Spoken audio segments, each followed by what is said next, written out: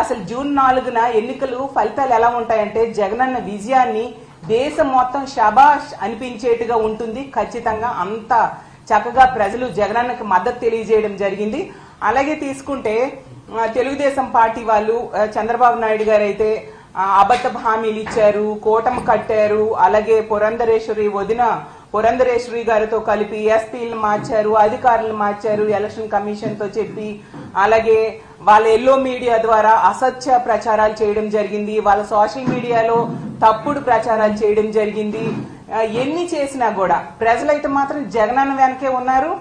తెలుగుదేశం పార్టీకి ఎవరు ఓట్లు వేయని పరిస్థితి, ఈ కూటమికి ఎవరు ఓట్లు వేయని పరిస్థితి. వన్ సైడ్ గా వైఎస్ఆర్ కాంగ్రెస్ పార్టీకి ఓట్లేశారు. సో అసహనానికి గురైపోతూ ఉన్నారు తెలుగుదేశం పార్టీ నాయకులు గాని కూటమి నాయకులు గాని. ఒక ఫ్రస్ట్రేషన్, ఎలాగూ కూటమి ఓడిపోతుంది అనే విషయం అర్థమైపోయి ఇన్ని చేసినా కూడా గెలవట్లేదు అనే విషయం కూటమి మనుషులకి వాళ్ళ కార్యకర్తలకి అర్థమైపోయి దాడులకి పురుగొల్పుతూ ఉన్నారు. అసలు ఎంత ఘోరం అంటే మొన్న చూసాం నర్సీపట్నంలో ఒక మహిళ మీద దాడి చేయడం, అలాగే కృష్ణా జిల్లాలో, అలాగే పల్నాడు జిల్లాలో.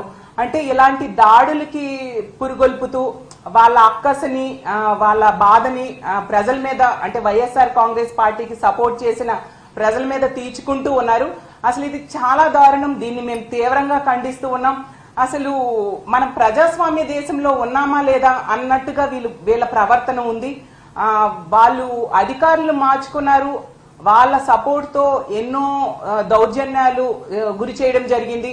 అంటే ఇప్పుడు అంటే ఎలక్షన్ కోడ్ ఉంది, ఎన్నికల కమిషన్ అధికారంలో ఉంది కాబట్టి ఈ టైంలో ఏమైనా చేసేద్దాం, ప్రజల మీద ఏ దాడులైనా చేసేద్దాం అన్నట్టుగా తెలుగుదేశం పార్టీ వాళ్ళు చేస్తూ ఉన్నారు. దీన్ని ప్రజలు చూస్తూ ఊరుకోరు అనే విషయం గమనించాల్సిందిగా కోరుతున్నాను. మీరు అప్పుడు అధికారంలో ఉండేప్పుడు సరైన పరిపాలన ఇవ్వలేదు కాబట్టే ప్రజలు 19లో మీకు బుద్ధి చెప్పడం జరిగింది. ఈ 24 ఎన్నికల్లో కూడా మీకు ఖచ్చితంగా బుద్ధి చెప్పారు. అసలు తెలుగుదేశం పార్టీ అంటే, టీడీపీ అంటే తెలుగుదేశం పార్టీలా లేదు. ఈ రోజు ప్రజల మీద ఈ దాడుల్ని చూస్తూ ఉంటే తెలుగు డెకాయిడ్స్ పార్టీలా ఉంది అనేసి ప్రజలు అనుకుంటూ ఉన్నారు. ఒక టీడీపీ అంటే తెలుగు దండుపాల్యం పార్టీలా దాడులు చేస్తూ ఉన్నారు. అలాగే టీడీపీ అంటే తెలుగు దుశ్శాసనల పార్టీలా మహిళల మీద దాడి చేస్తూ ఉన్నారు. టీడీపీ అంటే తెలుగు దొంగల పార్టీలా మహిళల తాలూకా బంగారు ఆభరణాలు కూడా ఈ దాడుల్లో దోచేసుకుంటూ ఉన్న పరిస్థితి చూసాం. ఒక టీడీపీ అంటే తెలుగు దుర్మార్గుల పార్టీలా ఈ రోజు బిహేవ్ చేస్తూ చాలా దుర్మార్గంగా వృద్ధుల మీద కూడా దాడులు చేసే పరిస్థితి మనం చూసాము. అలాగే టీడీపీ అంటే టెర్రరిస్ట్ డెకాయిడ్ పార్టీలా బీసీ, ఎస్సీ, ఎస్టీ మైనారిటీల మీద చాలా దారుణంగా దాడులు చేస్తూ ఉన్నారు. మేము చాలా తీవ్రంగా దీన్ని ఖండిస్తూ ఉన్నాము. అసలు మీ ఇళ్లలో ఆడవాళ్ళు ఉండరా? ఇలాంటి పనులే గాని వాళ్ళ మీద జరిగితే మీరు సహించగలరా? మీ అక్క చెల్లెమ్మలకు గనుక ఇలాంటివి జరిగితే ఇది చాలా దారుణం కాదా? ఇప్పుడు తీసుకోండి, నర్సీపట్నంలో అయ్యన్న పాత్రుడు గారి అనుచరులు ఆమె ధర్మసాగరం, నర్సీపట్నం మండలంలో ధర్మసాగరము గ్రామంలో పాలమూరు రాజకుమారి అనే మహిళ, ఆమె వాలంటీర్ గా పనిచేసి ఆమె రిజైన్ చేసేసి వైఎస్ఆర్ కాంగ్రెస్ పార్టీకి సపోర్ట్ చేసింది. జగనన్న వల్ల మేలు పొందింది కాబట్టి సపోర్ట్ చేసింది. అందులో తప్పేముంది? ఇది ప్రజాస్వామ్య దేశం.